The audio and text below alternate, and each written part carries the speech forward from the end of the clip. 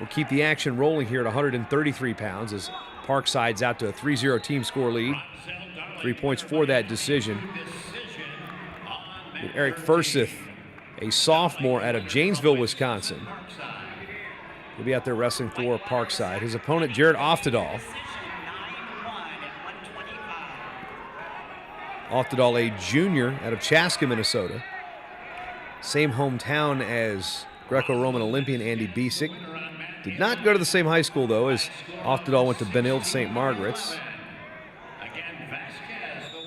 Multiple-time place winner on the age group levels in Fargo.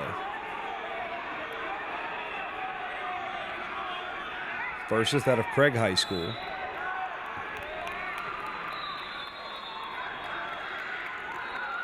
And we'll come back to the center. 35 seconds in. Scoreless.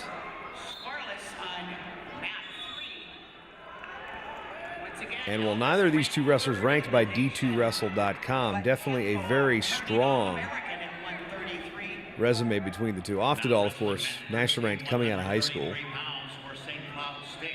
It's Jared Oftedahl, his opponent from Wisconsin Parkside, Airk Furseth. On her feet, 1 minute gone by.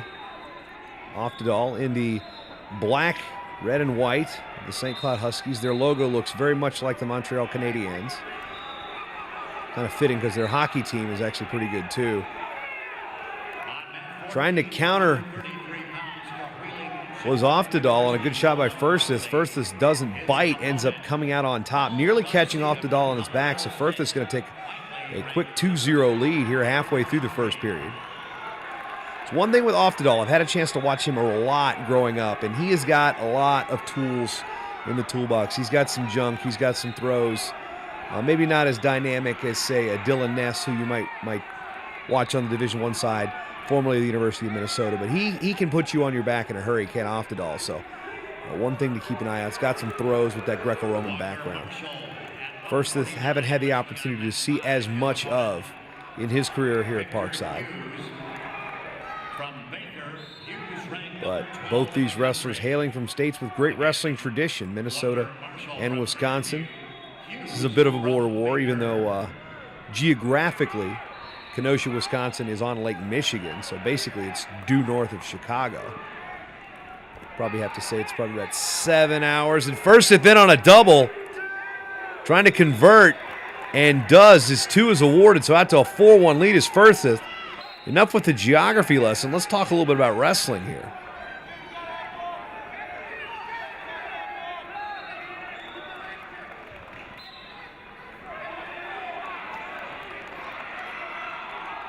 A couple weeks before this event kicked off, Parkside wasn't even ranked nationally.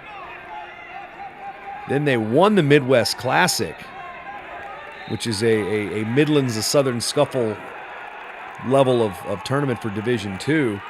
And 4-1 lead for Furseth as we end the first exciting 3 minutes of action. Furseth says, you know what, I'm not going to go down or tie. I'm going to go neutral. I scored twice here. I've got 59 seconds of riding time. I'm going to stay neutral.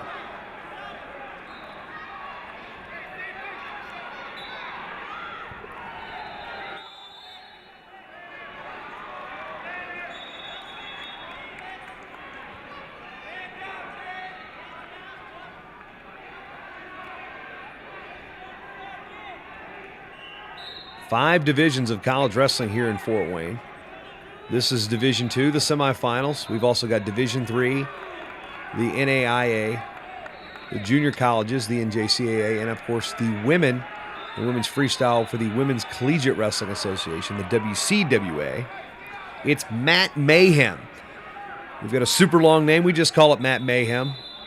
We've got a giant tournament running next door, the College Open, as well as the New Way has a giant youth open going on. There's tons of mats here in Fort Wayne. If you're a wrestling fan, this is the place to be, and we're glad you're here, or at least watching with us here on Fox College Sports. Low half shot attempt by Furseth. Oftedahl, really good at short offense. This is kind of his bread and butter. He doesn't typically shoot a lot, but he does generate a lot of his offense from the short offense, a front headlock type of situation. He's a good counter wrestler.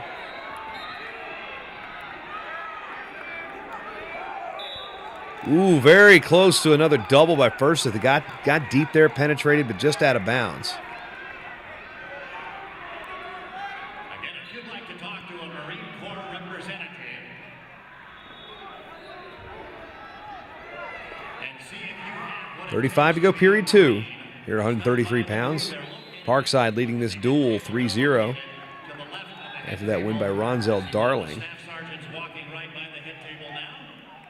Oftedahl with that underhook, tries to drive and looked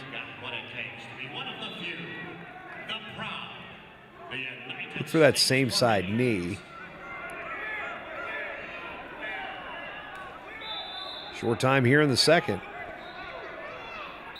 Furseth tried to drop to a single. Not happening, and that will be how our period ends. Matt Zeitz looks over and says, Mr. Oftedahl, what are you going to do, sir?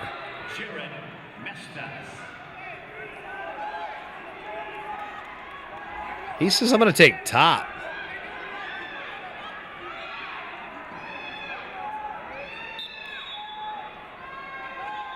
Riding time will not be a factor right now.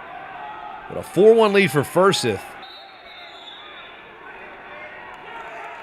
Oftedahl likes this position.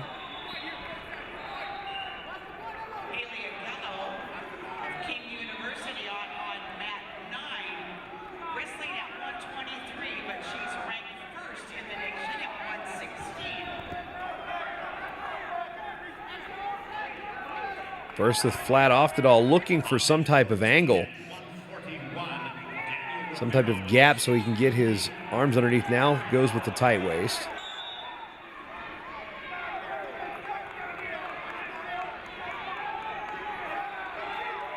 Furseth hanging on to that wrist. Got to be careful. He might give up a stall here on bottom if he doesn't at least do something other than hang on. And yep, there it is. There's the stall.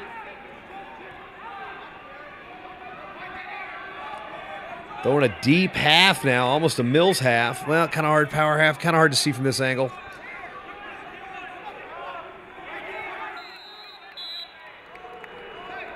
Get a fresh start, 44 seconds to go. Oftedahl's got to do something here on top because he might get exactly 1 minute of riding time, but that extra point's not going to do it. He needs a tilt. He needs a turn because it doesn't look like he wants to go on his feet here.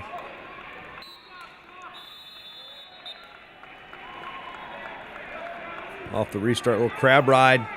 Oftedahl looks to catch him. We got a count. No, there's a 1 count. Got to be 45 degrees.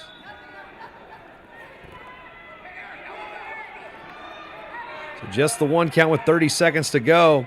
Oftedahl trying to roll it through and catches him. Now we have a count. And we've got 4 near fall holding.